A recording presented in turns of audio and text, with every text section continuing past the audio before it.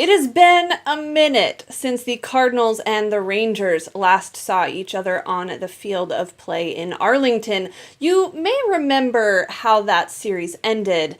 If you're a Rangers fan, you may be trying to forget how that series ended. But don't worry, we're not going to spend a whole lot of time talking about that today. What's up, everybody? I'm Tara Wellman. Welcome back to Birdseeds. Thanks so much for checking out another series preview. If you are new here and you like what you see, be sure to hit that like button and subscribe if you want more content. There are game recaps, series previews, and more right here at Birdseeds. Today, my guest to help me preview this Cardinals-Rangers series is Levi Weaver from The Athletic. He has a new podcast out as well. We'll talk a little bit about that at the end of the show. But for now, let's get to it. Cardinals and the Rangers this weekend in Arlington.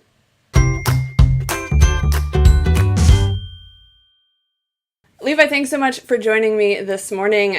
It's been a bit of a weird season so far for both the Rangers and the Cardinals, so lots to talk about. But first of all, thanks for joining me. How are you? I'm good. Happy to be on here. I've done a couple of podcast guest appearances before, but never on video.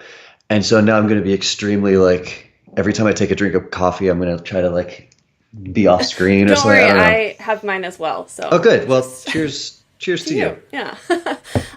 So I do want to talk about the Rangers because there's a lot to get into there. But before that, I do just need you to know that I didn't even realize I cared so much about the striking out the side conversation until you wrote about it. And now all of a sudden I'm absurdly passionate about this conversation. So thanks for that, I think. But that has been everybody's reaction. It was I didn't know this was a thing. I just assumed that the way that I thought of it was the way that everybody thought of it. It's actually been kind of a fascinating insight into almost human psyche a little bit, where people, and people do this with everything. And the way that I think about things is just how things are. And to have your eyes open and wait a minute, so many people see this another way. I love putting people in that headspace over something that doesn't matter at all. So we can kind of fight it out a little bit, but also it's kind of, I think, good for people to have that realization of oh, wow. So what else do I think is just a given that isn't a given? Right. I didn't do that on purpose. I wish I was smart enough to have come up with that as a psychological test. But yeah, the article that I wrote about it, I was not lying when there was just this, we were in the manager's office. We had 6, 8, whatever media members there. And somebody sort of gave their opinion, and there was just a beat, just one pause. And then literally 6 people just started talking at the same time. And it was great. I literally just sat over there doing Mr. Burns fingers, look at all of this chaos that I have wrought on this room. Yeah, so, it's fascinating to me because, to your point, it's one of those things that seems common enough that you probably don't have to process what it means or what people mean when they say it very often. So to hear people, or to read in your article, people who were so instantly defensive of their position and then having to go, well, okay, but why do I think that about what this is? It was fascinating. For those, actually, if there's people that are watching that don't know what we're talking about, José Leclerc struck out 3 batters in 1 inning, but he gave up a single to the second guy. And so I wrote in an article that José Leclerc worked around a single and struck out the side, because that's how I'd always thought of it. And then somebody in the comments went, I think you mean he got 3 strikeouts in an inning because he gave up a single, he didn't strike out the side. I'm my man, I'm a baseball writer. People pay me to go to baseball games. Obviously, I know what I'm talking about. I know what strike out the side means. But before I got, crappy and said that in the comments, I looked it up. I'm because, I'm riddled with self-doubt like any writer. And so I looked it up. I'm holy crap. People see this 2 different ways. And Tim Kirkjian a couple of years made it a big deal, and he declared no, it has to be 3 batters up, 3 batters down. You struck them all out. The only exception is if a runner, reaches on a drop third strike and you strike the 4th guy out. And so, yes, now there's this huge divide. And the fallout of this is anytime somebody in the minor leagues or the big leagues or any strikes out the side and gives up a single, somebody tweets at me. So I brought that on my... As it happens, right? You inadvertently created a thing that will permanently be attached. Well, I had always thought of it the same way that you did, and that if you strike out 3 batters, you strike out the side. Whatever else happened is not really relevant to that particular caveat of what happened in the inning. But it was, like I said, I didn't realize how much I cared about that until I was reading all these opposing opinions. So there you go. Let's talk about the Rangers, though, because it has been a while since the Cardinals saw the Rangers, and certainly some history there that a lot of people will bring up this week. But that's all good and well. These are two very different teams now with very different directions. I feel like even in my limited knowledge of what the Rangers season has been like, it's a little bit complicated and strange and shifting all the time. So if it's possible for people who maybe haven't paid attention, can you give me like a brief snapshot of what 2019 has been like so far for the Rangers? Yeah, I think I can sum it up. They've got two starting pitchers that have been good, Lance Lynn and Mike Minor. And not in that order. Mike Minor has by far been the best. And then after that, the Rangers signed a bunch of guys who they were just sort of hoping would get them through this next year or two until they've got a lot of young arms that are in AAA and AA right now that look like they're going to be pretty good in a year or two. So they signed Edinson Volquez, they traded for Drew Smyly, and they signed Shelby Miller. Edinson Volquez made a few starts, and then he injured his elbow. We don't know how badly yet. He's going to have another exam soon. It could be the end of his career. Drew Smyly has been, he was out of action for like 2 years, so he's going to have some bumps on the road. He's had some really impressive moments where he strikes out like 10 guys in 5 innings or whatever, but then he's also had outings where he only lasts, 3 innings. Shelby Miller has been bad. And so the rotation has just been kind of a mess. And so they're looking at Adrian Sampson, they're looking at Ariel Jurado, and you're going to see 2 of them in the next 2 nights, both of them working with somebody opening for them. And then the bullpen, as there were kind of some questions about whether the bullpen was going to be good or not. The only thing we knew for sure was José Leclerc was going to be lights out in the 9th inning. At least we know that much. He's not the closer anymore. Yeah, he had a hard time getting his fastball to go straight instead of up and to arm side. So they've been putting him in some lower leverage situations to kind of try to get it sorted out. He seems like he's slowly making some progress, so that's good. He's going to be the opener tonight, so that'll be an interesting role to see him in. So the bullpen, bumpy. Chris Martin has been better this year than he was last year. Sean Kelly's been great, except he's on the IL now with some weird infection that nobody really knows what it is. I started with that because the really interesting part has been the offense. You've got this group of young guys who look like the hope is that they're going to be the core when the Rangers are contending again. So it's Joey Gallo, it's Nomar Mazara, Rougned Odor, Willie Calhoun, even guys like Ronald Guzman, who isn't expected to be like a superstar, but they expect him to be the first baseman of the future. Isaiah Kiner-Falefa. Elvis Andrus isn't young anymore. He's 30, 31 years old, but he's kind of like the veteran. And then they signed a bunch of like sort of journeyman veterans, Logan Forsythe, Danny Santana, Hunter Pence. And the results have been very mixed. Joey Gallo has been an ultra mega superstar this year. He's finally starting to reach some of his potential, and that's been really fun to watch. Nomar Mazara has had a really difficult time kind of putting everything together. Rougned Odor has had an even more difficult time putting everything together. Guzman was on the IL for about a month.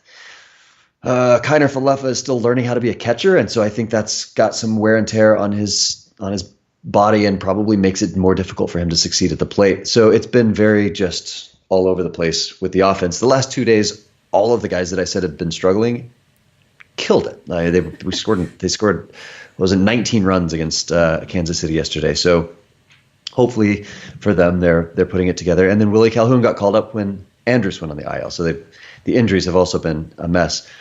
The crazy fun thing has been that Santana, Forsythe, and Pence, all of their bench players have been lights out. Like Hunter Pence revamped his swing this offseason. It still looks like a wild man, but the story that I did this week was actually I talked to Doug Latta, the guy that helped him sort of revamp his swing. I talked to the Rangers assistant hitting coach about it and kind of tried to figure out what it was that he's doing differently.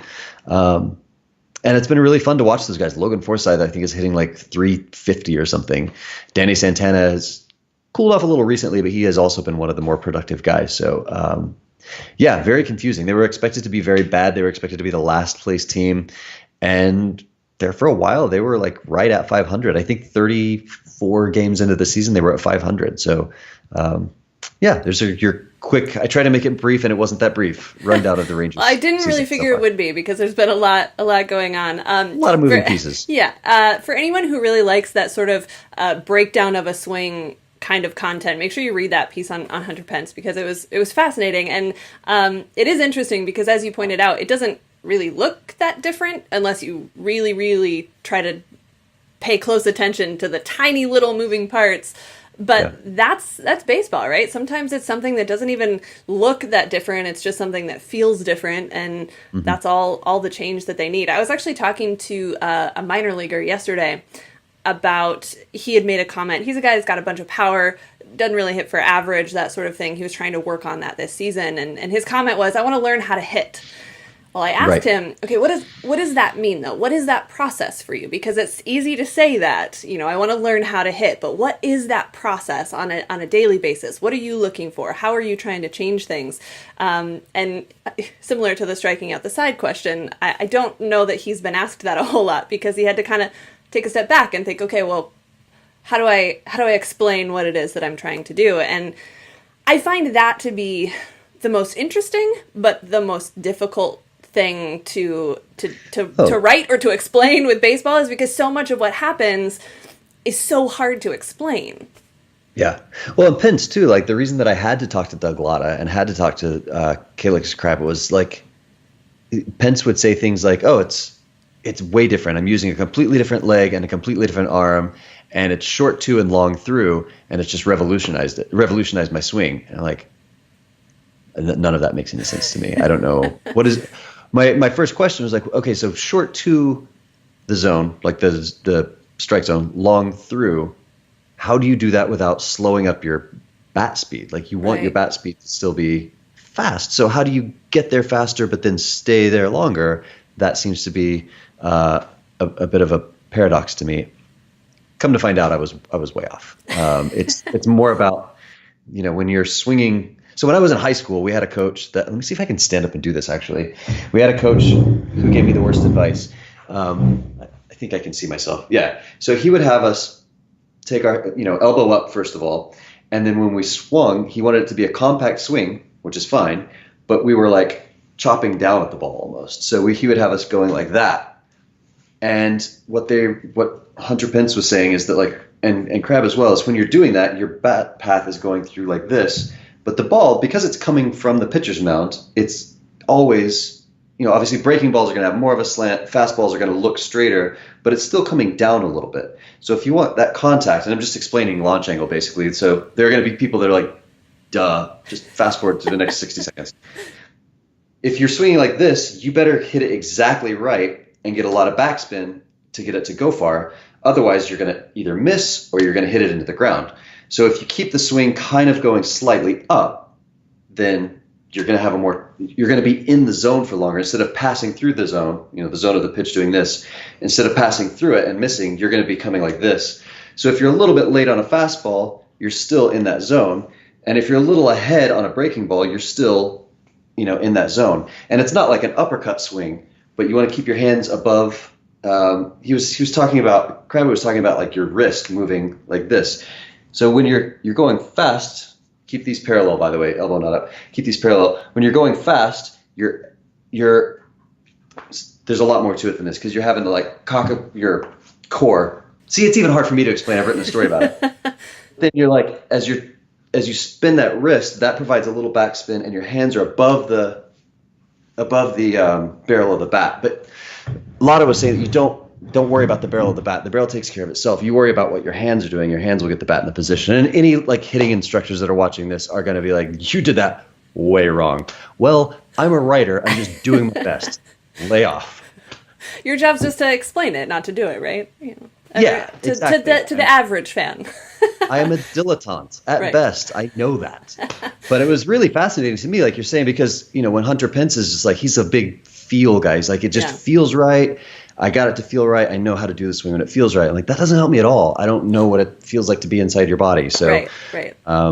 Yeah, and I'm sure that I've gotten it slightly wrong, but it was really interesting for me to pick those guys' brains and watch, like, even just the movement of the hand, of the wrist to like do that was really interesting to me. I'd never had anybody explain. I learned more about hitting in 10 minutes talking to Calix Crab than I learned in, however many years at high school. So, yeah, it was interesting. Yeah, that's the kind of thing that I find very fascinating. I think that it also just explains how hard this game is and how easy it is to be just a fraction of a tiny little piece off. Because even in what you're talking about, I mean, it gives you a little bit more margin for error in the strike zone when you're swinging, but it's still like... It's on the order of milliseconds. Right. So when you're talking about Hunter Pence kind of revitalizing himself, talking about Odor struggling... Man, the difference there in what works and what doesn't have to be significant as far as what they're doing or not doing to be significant in the results that they're getting. And I imagine that's part of where the frustration comes from on their end, is trying to figure out that tiny little thing. Absolutely. And I think actually Mazzara and Odor are kind of doing what I expected Joey Gallo to do. So with Gallo, they said that because he hits left-handed, but he is right-handed, he was using his front arm a lot, and they've got a lot of guys that are like this. Odor is the same way. Right-handed guys that hit left-handed, they were using their lead arm to, that's your stronger arm. So it was a lot of triceps, a lot of pulling the ball or pulling the bat through. And they're trying to get them to do that less, because when they do that, they're pulling the ball too much. And so when you see the crazy shifts against Joey Gallo, where you've got like 9 guys standing about 1 foot away from each other at that one spot in right field, that's because he was pulling the ball so much. And so what they were trying to get him to do is use the back half, similar to what I was talking about with Pence. Use your back shoulder, your back legs, your torque, and drive from back there, and that's going to help you, spray the ball a little bit better across the field. And I expected, because Gallo's swing had been what it was for so long, I probably tweeted this or put it in a story. Like I expected him to have a really rough start to the season, and then figure it out at the more pitches he saw. That didn't happen. He came out of the gates and just started hitting like crazy. But I think that might be what we're seeing with Odor. And to a lesser extent, Mazzara, even though his thing wasn't being right-handed, just sort of taking in all of this new information from Luis Ortiz, from Calix Crab. They're doing these, it's biomechanics. They've got the slow motion cameras. It's really way more high tech than it's ever been. And I think they're doing these adjustments with these guys. And I think it just is taking them a while to kind of get it right till it feels right. And the adjustment takes. Hopefully that's all it is. It's always interesting to me, particularly now, when a team will start to implement a lot of that sort of the technological advantage that you can gain from some of this information, especially when you have guys who, for the most part, have operated much more on feel, as opposed to, hey, we can actually tell you what's happening and how you can fix it. Implementing that is more complicated than I think a lot of people would like for it to be, especially people who are really big believers in the advantage that can be. They would like for it to just be, well, here's the problem, now do it. And it's not always that simple.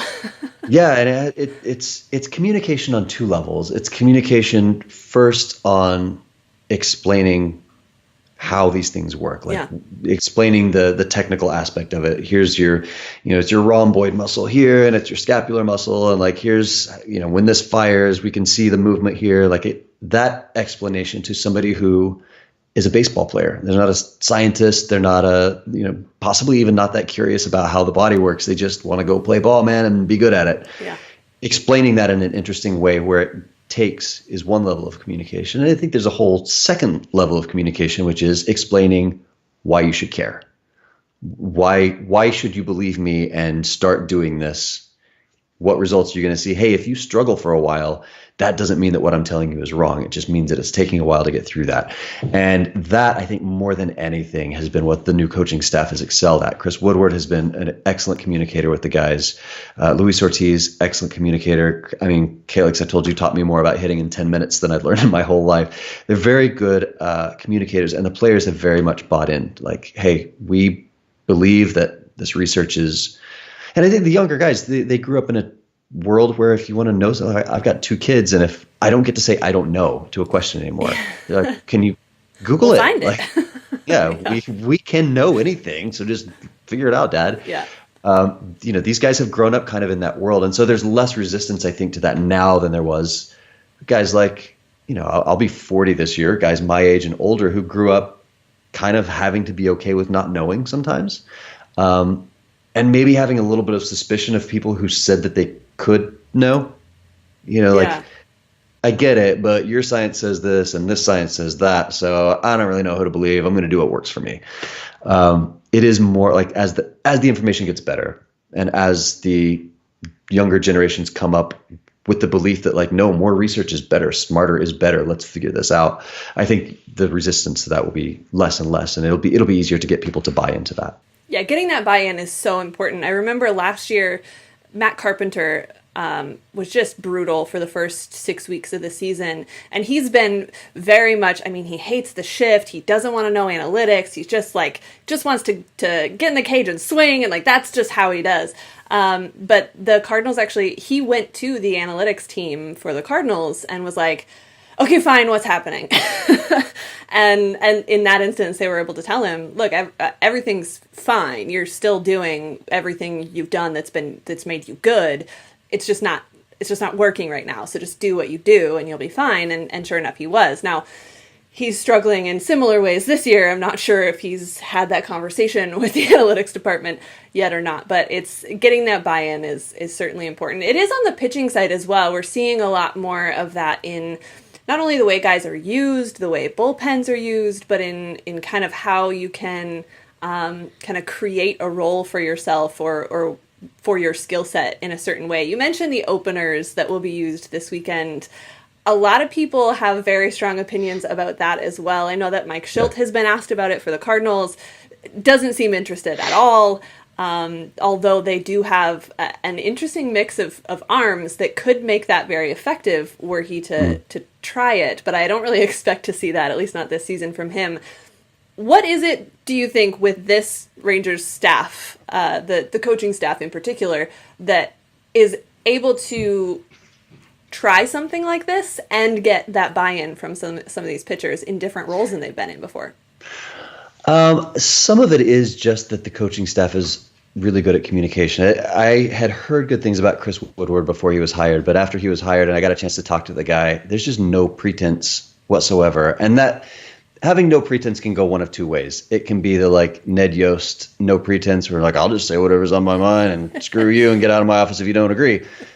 But that's not what I'm talking about with Woodward. It's more, Woodward's just very approachable, very if you ask him a question that is a difficult question, he doesn't bristle and get defensive. He's like, yeah, that's a really good question. And I see where you're coming from. And if he doesn't know, he's like, I don't really know. We're working on that. You won't very often surprise him unless you start talking to him about striking out the side.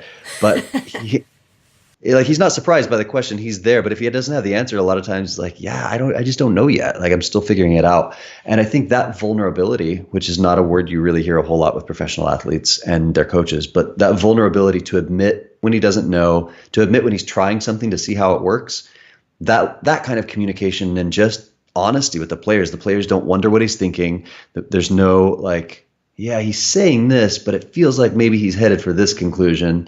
There's just no guile. He's very, very, as far as I know, now maybe he's been just hiding stuff the whole season and he's really, really good at it and he's a sociopath and we don't know. But as far as I can tell, I think that's been part of it, is just his hey, we're gonna try this out. It might not work. If it doesn't work, we won't keep doing it. But let's try it and see. And then I think some of it has been the buy-in from the pitchers themselves, sort of spreading to the other pitchers. Sean Kelly is somebody who's been used in just about every role there is to be used. He's kind of a journeyman, and he's come in and be like, yeah, you want to put me in the 5th inning in a tough spot? Yeah, let's do it. You want to put me in the 9th inning? Leclerc's struggling. You want me to be the closer? That's fine. Leclerc can have the job back when he's ready, but just as long as I'm pitching, that's fine. I think that level of just easygoing nature has been pretty prevalent in the clubhouse as well. And I've been in other clubhouses and I get that I'm the visiting guy, so I'm not going to have the same level of, openness from other teams. But even hearing other beat writers talk about their teams, like the Rangers have a pretty good clubhouse of dudes that are like pretty easygoing. There's not many guys that are difficult to talk to or that seem like they kind of have an attitude problem. And that helps when you've got a good coach that genuinely means well, will admit when he's wrong, as Woodward has done on a couple of occasions this year. He's like, yeah, that was a mistake. I shouldn't have done that. I think that goes a long ways, and especially when you have players that are also not really problem players, so to speak. Yeah. Now, will that equate to winning? No idea. It's always the chicken or the egg thing, right? What comes first, the good clubhouse or the winning? I don't know. Right. But if look at this series, you did mention Leclerc will open tonight Yes. against Miles Michaelis, going for the Cardinals, and it'll be Sampson, I believe, following him in that game. Game 2 looks like it will be Chavez maybe opening for Jurado. That is the plan right now. I think we are waiting to hear. I haven't been with the team in Kansas City, so I feel like I'm about 3 days removed from good information. But that is the plan as far as I know right now. Yeah. So that'll be game 2 against Dakota Hudson for the Cardinals. Game 3 will be Drew Smyly versus Jack Flaherty. Anything stand out for you when you see those guys on the list as far as who they'll see this weekend? You mean on like the Rangers starters? Yeah. Okay. Yeah, Smyly, I think Smiley's the tricky one because he's been really good when he's been in the game, and then it feels like he'll hit a cliff and drop off. And that's what happened in Houston last week, where he was cruising right along and then loaded up the bases with walks, like just lost his control altogether. And it was, I think, the fourth or fifth inning. And that's kind of been the story. When he's been in there, he's been pretty good, but just hasn't been able to maintain it through. And I think a lot of that is just coming back from injury. So honestly, I was a little surprised that Smyly wasn't one of the ones that was going to get an opener, and maybe he still will, depending on how the bullpen goes the first couple of games. But yeah, he's going to be good, I think, when he's in the game. The trick is just how long will he last. Jurado's been really interesting this year. Last year, he only had kind of one pitch. He just had a sinker, and he had other pitches, but really, no, he didn't. And this year, his changeup has been a little better. Some of his, I think, a slider curve has been a little better. He's been able to mix his pitches a little better. And it's been mostly helpful for him, but he's had a couple of rough outings his last 2 times out. So he's going to be an interesting one to watch as well. Who's the real Ariel Jurado? Is it the guy that came up and was great out of the bullpen, or is it the guy that's given up a few runs the last couple outings? So last couple of questions real quick. People on Twitter wanted to know. First one's pretty simple. Will Gallo hit 50 home runs this year? Ooh. I mean, that's the over-under, I think, right? Yeah. I think yes, because he has traditionally been a slow starter and heated up as the season went on. Now he's had a fast start, so if that continues, it should get real fun for Rangers fans come July and August. Second question, you sort of touched on him earlier. We're not going to see him this weekend, but Mike Miners this season. How surprising and how interesting has that been to watch on his part? Not that surprising for me, because the second half of last year he was really good. So after the All-Star break, he kind of figured it out, and I think part of it was just him. I think what the Rangers hope happens with Smyly this year. Like the first half, he struggled a little bit. He was kind of still trying to find his feel for everything. He had been in the bullpen the year before with Kansas City, and then kind of something worked. He turned a corner and he was great the second half of last season. So I wasn't that surprised, but it has been really interesting to watch because with the new pitching coach this year, Julio Rangel hasn't been a pitching coach before. He's been a pitching instructor with the Indians. There were a lot of people that credited him with kind of their starters exceeding expectations when he was there. And last year, Doug Brocail was very much established the inside fastball guy. This year, they're like, there is no established anything. Throw any pitch in any count, because the less predictable you are, the better success you're going to have. And so his pitch mix has been better this year. I think it's been really good for him. And then also he's really developed in the last offseason a front door changeup. So from the left hand side, it kind of comes in, and to a right-handed batter, it looks like it's going to be inside. And then at the last minute, it kind of dips over and crosses the inside part of the plate. And then when you can mix that with a slider from the same arm slot that starts inside and then breaks in and looks like it's going to hit, would actually hit the batter, that can be really difficult to ascertain which one of those pitches is coming.